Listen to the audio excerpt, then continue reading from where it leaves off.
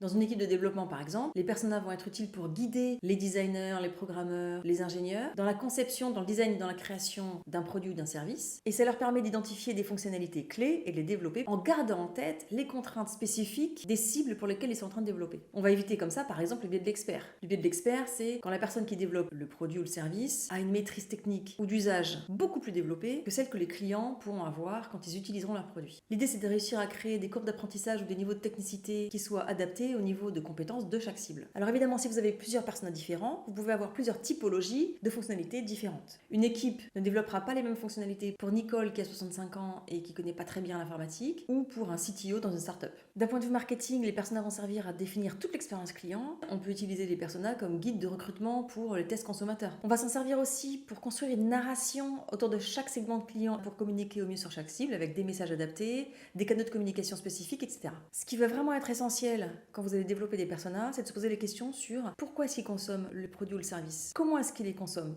quels sont les bénéfices qu'il cherche, quels sont les objectifs qu'il a quand il utilise notre produit. Parce que c'est en allant repérer ces éléments très spécifiques que vous pouvez repérer des niches d'innovation.